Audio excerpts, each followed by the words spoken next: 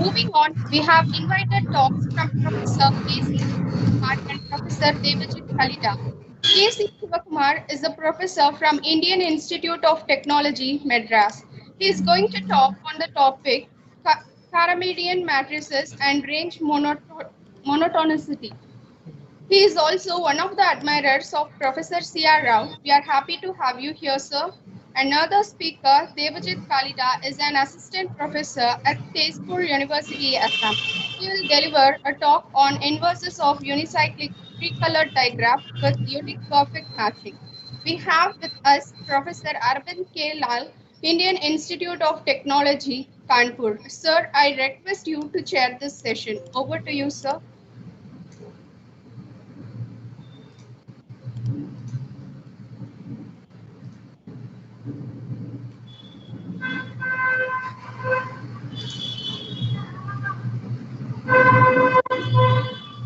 Sir, ಅವರು unmute ಮಾಡ್ಬೇಕು sir ಅವರು. I'm also muted. Arvind, you are muted. I would just like to say that I'm happy to be here for this conference, and time is already getting late. I'll request Professor Sivakumar to give his talk on Karmadian matrices and range monotonicity. I hope. I request all the listeners to keep note of what he's talking and ask the questions at the end. Right? Please, Sivakumar. It's already recorded. So, hi everyone. Let me first Manjunath Prasad for inviting me to participate in this conference. 2020.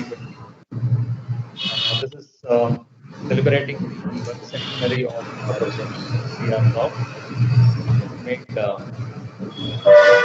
contributions both in statistics as well as in matrix theory. World-renowned mathematician. I'm not one of his students. However, I admire him for the work that he does. It's both a pleasure and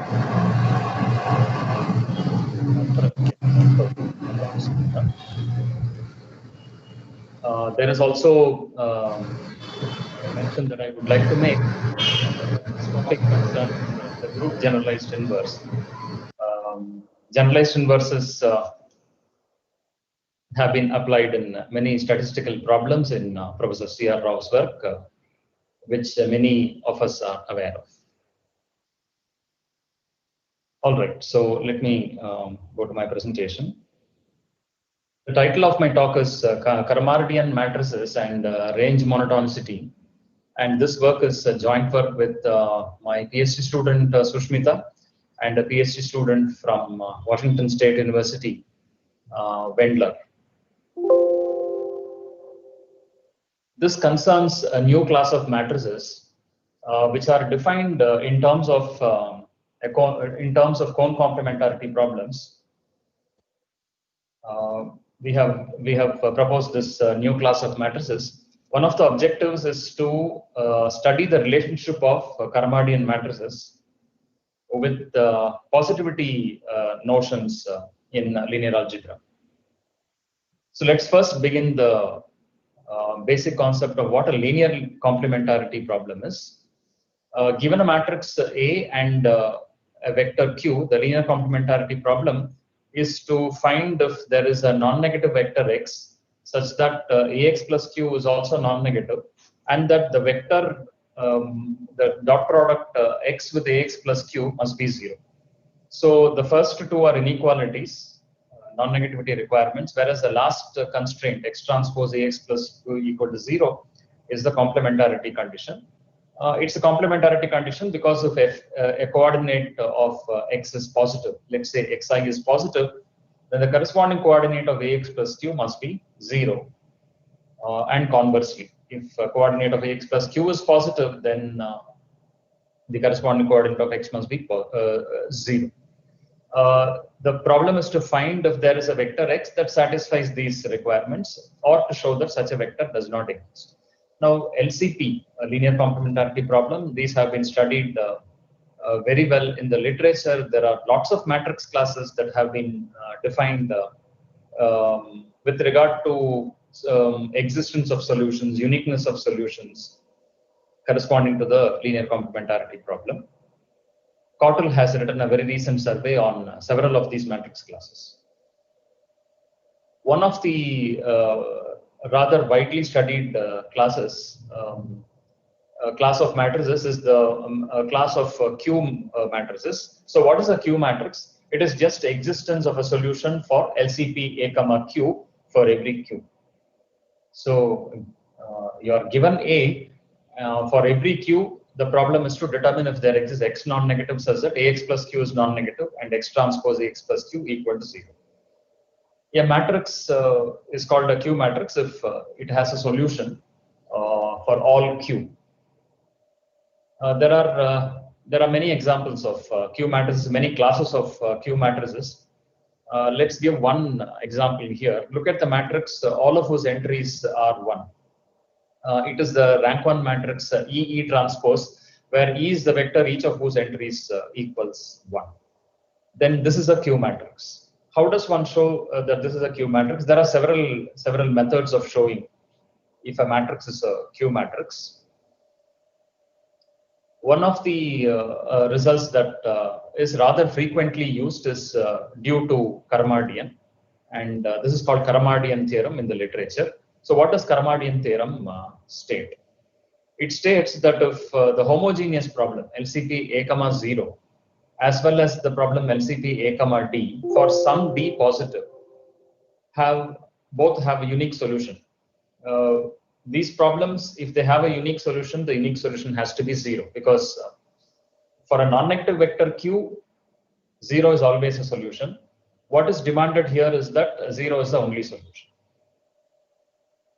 So if this is satisfied, then LCP has a solution for all Q. That is, if the matrix A satisfies this constraint, then the matrix is a Q matrix. That is the conclusion of Karamardian's theorem.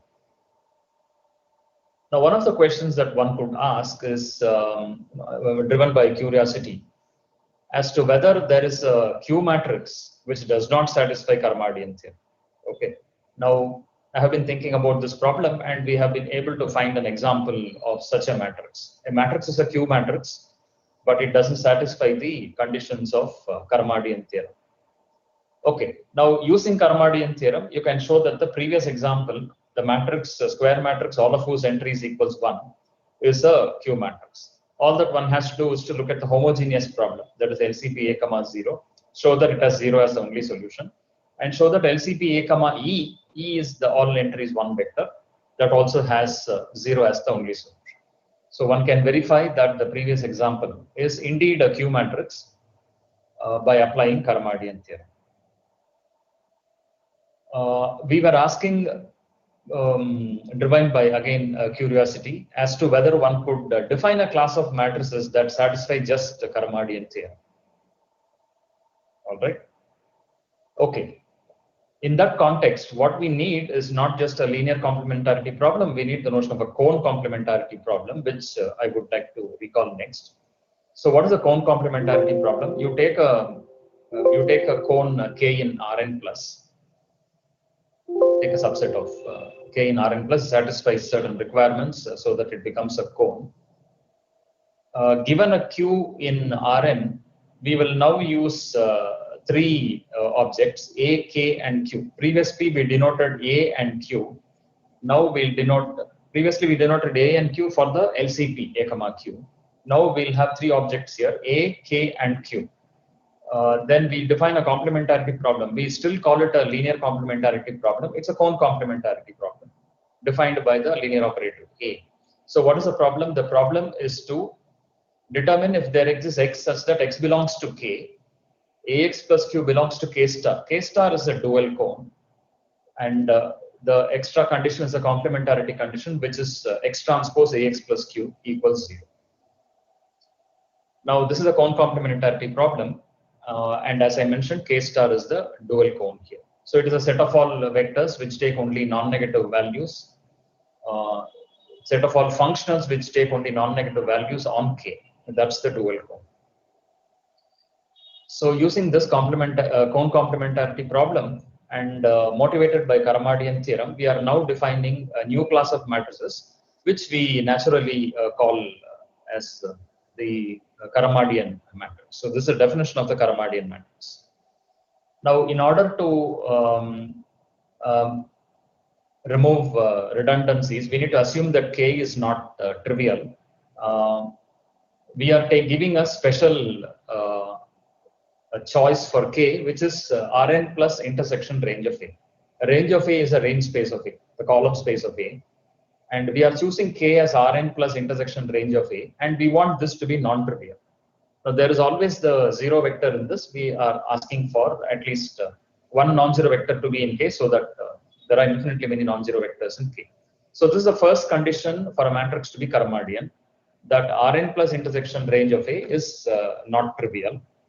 And the second problem, motivated by Karamadian theorem, second condition that is required to be satisfied, is that the homogeneous problem LCP A, K, 0, as well as the problem LCP A, K, D, for some D this time belonging to the interior of K. For some D belonging to the interior of K star, belonging to the interior of K star. If these two problems have 0 as the only solution, then we call such a matrix as a Karamadian matrix. All right. So one thing that's immediately obvious is that if the matrix is a Karamadian matrix, and if it is invertible, an invertible Karamadian matrix, due to Karamadian theorem, must be a Q matrix. And so one could think of Karamadian matrices as singular analogs of Q matrices in some sense. Motivated by this, we would like to ask questions like a certain property is true for Q matrices. Is that property true for Karamadian matrices? What one observes is that in spite of a very general definition that one has given for a Karamadian matrix, there are some interesting results that we are able to prove. And in this talk, that's what I'm going to give an exposition of. Right. So let's look at this example. This is an example that I talked about earlier. If you look at this matrix A, this is what is called as an N matrix of the first type. This matrix is invertible, and an N matrix of the first type is known to be a Q matrix due to a result of Sridhar and Mohan. So this is a Q matrix, but this is not a Karamadian matrix. Again, because this is an N matrix, and for every Q positive, see, this is an invertible N matrix. What is an N matrix? An N matrix is a matrix each of whose principal minors is negative. All its principal minors are negative. That's an N matrix. Now, this has at least one positive entry. Such a matrix is called an N matrix of the first type. So what is known is that if you have an N matrix of the first type, N matrices by definition are invertible. So if you have an N matrix of the first type, then what is known is that for every Q positive, LCP A, Q has at least 3 solutions. And so this is not a Karamadian matrix, whereas by the same result of Mohan and Sridhar, it follows that this is a Q matrix. So this is an example of a Q matrix which doesn't satisfy Karamadian theorem. And this is also an example of a matrix which is not Karamadian. So while invertible Karamadian matrices are Q matrices, invertible Q matrices are not necessarily Karamadian. This is one distinction between these two classes. All right. We are now motivated by the following question. For instance, if you take a Z matrix, so what is a Z matrix? A matrix, I'm going to give the definition a little later. A matrix with the property that the off-diagonal entries are non-positive is called a Z matrix. A Z matrix, which is also a Q matrix, must be invertible, and that the inverse has all its entries non-negative. This is a recurring result in the theory of linear complementarity problems, and one could look at the books by Berman and Clemens, for example. non-negative matrices in the mathematical sciences, or Kotlpang and Stone's book on the linear complementarity problem for proofs of this result. A Z matrix, which is also a Q matrix, must be invertible, and that the inverse is non-negative. One of the questions that we would like to ask is, you take a Karmadian matrix, and let us suppose that it is a Z matrix. Then can we say something about one of the generalized inverses being non-negative in a certain subspace? This is the question that we would like to address. You take a Z matrix, which is also a Karmadian matrix, then there are several generalized inverses that one has. Can we say that one of these, is it possible to conclude that one of the generalized inverses is non-negative? If it is not non-negative, at least it is non-negative on some subset, subspace specifically. While we don't have a complete answer for this question, we have an answer for at least 3 by 3 matrices. We also have an answer for the converse question. I'll come to that question a little later. We need the notion of the group inverse in order to understand this result that I stated just now, that I'm going to state just now. So the group inverse is a unique solution of the equations AXA equal to A, XAX equals X, and AX equal to XA. Unlike the Moore-Penrose inverse, the group inverse need not exist for matrices. A necessary and sufficient condition for the group inverse to exist is that the index of the matrix is 1, which is the same as saying that the ranks of A and A square are the same. Another equivalent condition is that range of A and null space of A are complementary subspaces of Rn or Cn. The group inverse, if it exists, is denoted by A hash. We use this hash to denote the group inverse, A superscript hash. All right. In order to understand the result that we are aiming to prove, we need the notion of a monotone matrix. So what is a monotone matrix? A matrix, real matrix A is said to be monotone if AX non-negative implies X non-negative. So whenever AX is non-negative, it must follow that X is non-negative. Now what is known in the case of monotone matrices is that A is monotone if and only if A is invertible and the inverse has a property that all its entries are non-negative. Okay, what is the generalization that we are looking at? There are several generalizations of monotonicity. If one looks at the works of Berman and Clemens, then one would come across several extensions of the notion of monotonicity.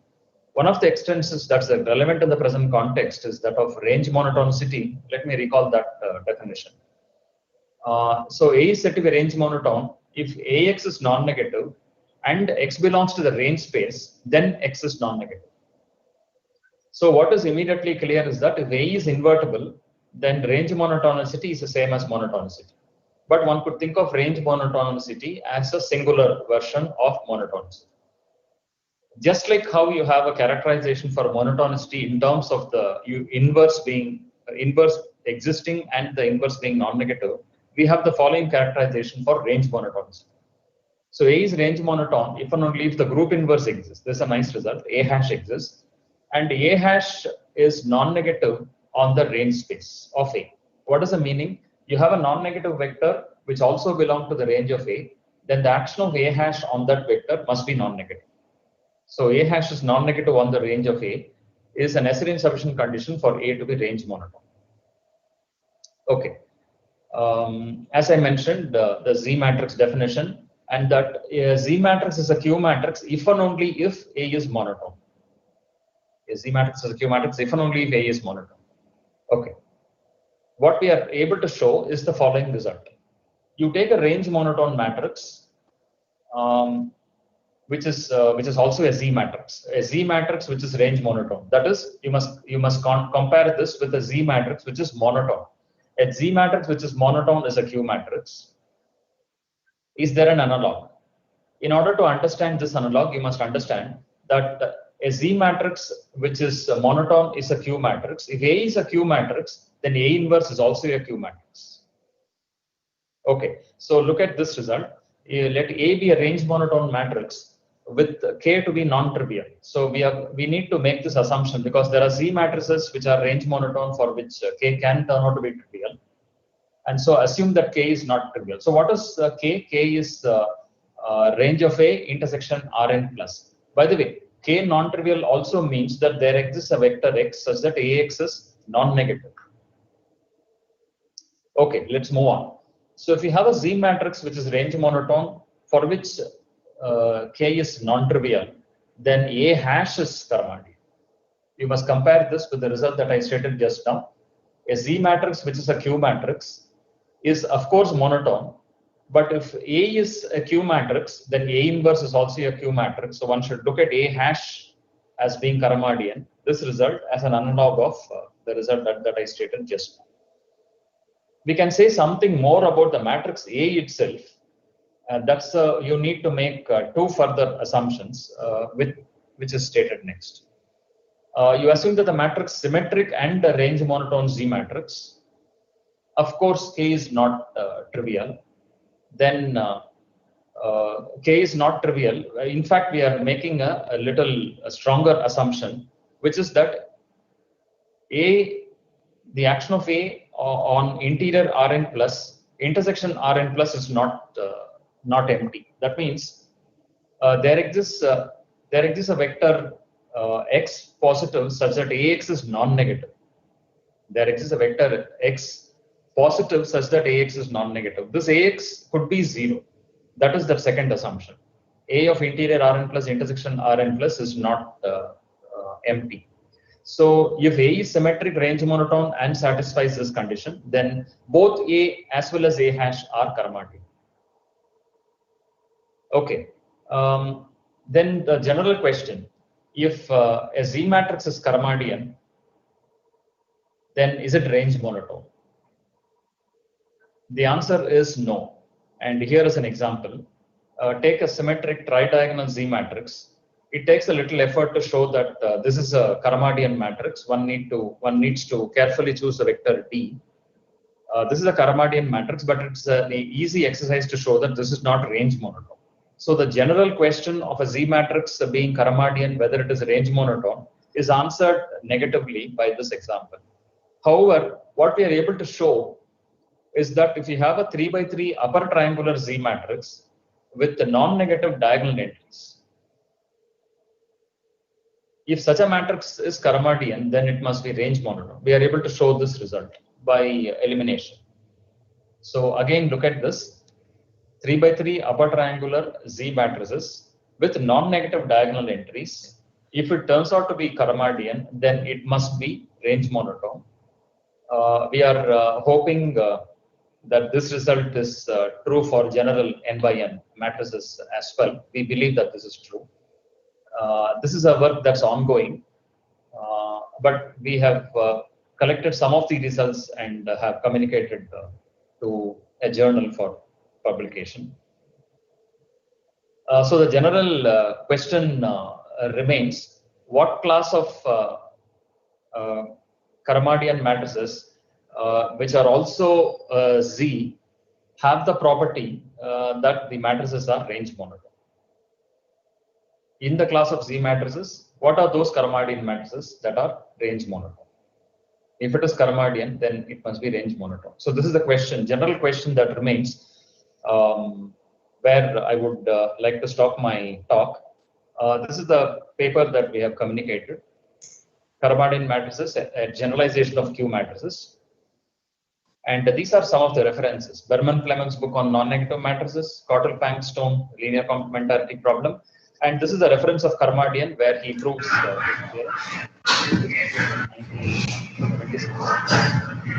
with this, let me stop. Thank you. Thank you, Sri Kumar.